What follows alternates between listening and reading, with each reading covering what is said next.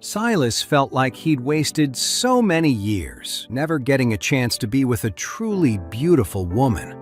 Half his life was gone, and he'd spent it paying attention to that awful wife of his. Today was his chance to break free. Thinking of it, he smiled and said, "Oh, Miss Wilson, since you're in need, we can definitely talk about this. I'm Silas Bennett, and I'm not as unreasonable as you might think." Claire thought she had a chance, and she quickly sat back down, asking hopefully, "Mr. Bennett, are you willing to give us the building materials on credit?" Silas deliberately kept his answer vague. "If it were anyone else, I'd say no immediately. But since it's you, Miss Wilson, I can consider it."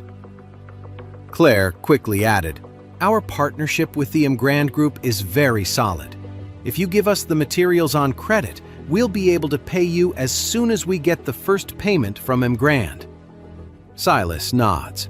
"Hang on, let me make some coffee and we can talk it over."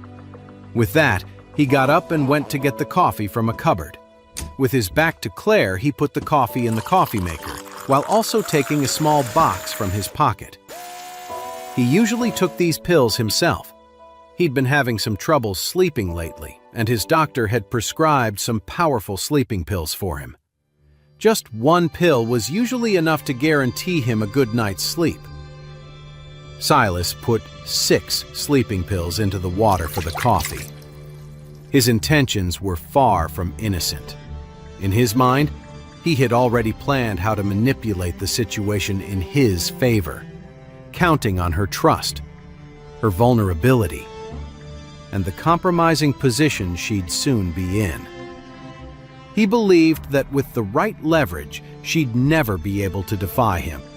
Feeling satisfied with his plan, he composed himself and returned to the sofa, placing the coffee on the table with a smile. While pouring Claire a cup of coffee, he said, "Miss Wilson, don't worry. Let's relax and talk this over with a nice cup of tea." Claire didn't suspect a thing. After all that talking, her throat was a little dry, so she picked up the cup and took a big sip. Silas was beyond excited now. Claire just had a captivating charm that made his heart pound faster and faster. Today was a gift from God. Seeing Claire drink the coffee, Silas was thrilled. Now, all he had to do was wait. Soon after Claire finished the cup, she realized something was wrong. Her head felt dizzy and heavy. What was happening? She was horrified. Had Silas put something in the coffee? The thought made Claire tremble with fear. She tried to stand up, but her legs felt weak. She realized with a sinking feeling that it would be hard to escape on her own. While she was still clear-headed, she quietly turned on her phone, found Charlie's number, and pressed the voice message button. She sent the message while saying to Silas, "Mr. Bennett, I feel a little dizzy. Is there something wrong with this coffee?" Silas laughed. "No problem at all. This coffee is the best. It costs thousands of dollars a pound. It's delicious. Would you like another cup?" "No, thank you, Mr. Bennett," Claire said. "I'm not feeling well. Could you please see me out?" Silas just laughed again. He got up from his seat, walked over, and sat down right next to her. Looking at the uncomfortable Claire, Silas smiled and said, "Miss Wilson, everyone says you're the most beautiful woman in Oris Hill. Seeing you today, I can say that your reputation is well-deserved. I really admire you." Seeing him get so close, Claire scooted away, shaking her head. "Mr. Bennett, can you please stay away from me?" Silas just smiled. "What's wrong, Miss Wilson? We're partners. It doesn't hurt to get a little closer, right?" Claire's head felt heavier and heavier. Her hand went limp, and the voice message was sent to Charlie. Charlie was doing chores at home when he suddenly got a voice message from his wife.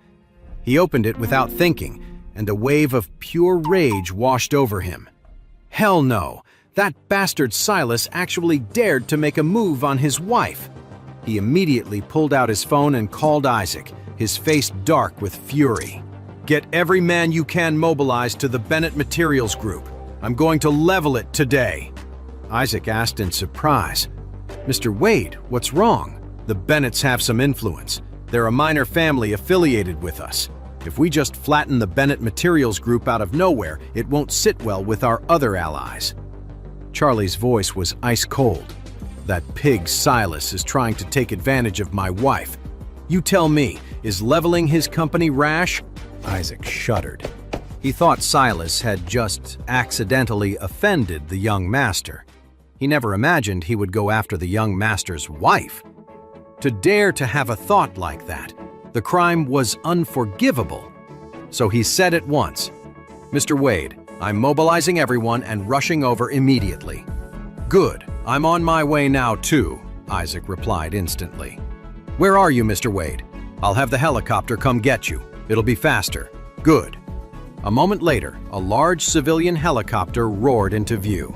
Inside were Isaac and 10 of his top men, all dressed in black. Isaac's expression was grim. He couldn't believe someone would dare to harm the young master's wife right here in Oris Hill. It was a death wish. The helicopter was incredibly fast, arriving over Charlie's building in an instant. Charlie rushed to the rooftop, climbed straight into the helicopter, and immediately told Isaac, "Get us there now, as fast as you can." Meanwhile, at the Bennett Materials Group, seeing that Claire was too weak to fight back, Silas laughed excitedly. Just then, the door was kicked open with a loud bang. A plain-looking but fierce woman stormed in, followed by several men who looked like bodyguards. When the woman saw what Silas was about to do, she became enraged. "Silas!" she screamed. "How dare you!" Silas froze in terror. How did his wife find him? He had no idea that his wife had paid off almost everyone around him. She knew exactly where he went, what he did, and who he met every single day. When his wife heard that Claire was meeting with Silas, she was instantly on high alert. Claire was famous in Oris Hill for her beauty, and because Silas's wife was so plain, she despised beautiful women. As soon as she found out Claire was at the office, she rushed over, and sure enough, she arrived just in time to find her husband getting closer to Claire. Silas was panicking. "Honey, listen to me," he stammered. "Let me explain. She seduced me." His wife looked at Claire, whose face was flushed and her clothes disheveled. Her anger boiled over. "You scumbags!" she screamed. "Both of you! Neither of you is getting away with this today!" With that, she immediately ordered the bodyguards around her. "Get that pig and that little seducer for me." Several bodyguards rushed forward, grabbing Silas and pinning Claire's arms behind her back. Amelia stormed over to Silas, slapped him hard across the face, and yelled, "You bastard! My family gave you everything. Without us, you'd still be scrubbing toilets somewhere. And you dare to betray me?" Amelia hit him, again and again, trembling with rage. Silas screamed and cried, "Honey, don't blame me, I swear! It wasn't my fault. Blame this woman. She seduced me." Amelia asked coldly, "You're going to tell me exactly what's going on?" Silas hurriedly explained. "This woman, Claire, her family's business is having cash flow problems. So she came asking me for $10 million worth of building materials on credit. You know our company never works on credit, and I never make exceptions." Speaking of this, Silas pointed angrily at Claire and cursed, "This shameless woman! When I turned her down, she offered to sleep with me if I gave her the materials on credit." Amelia asked coldly, "So you were about to sleep with her?" "No," Silas said desperately. "I was just confused for a moment, that's all. But I swear, nothing actually happened between us." Amelia was furious. She strode over to Claire and looked down at her, seeing how dazed and confused she was. She raised her hand and slapped her hard. "You filthy woman! You dare to seduce my husband? You think you can get away with this? I'm going to kill you. But first, I'm going to ruin that pretty little face of yours. Hey amazing viewers, it's Charlie here. Thanks for sticking with us.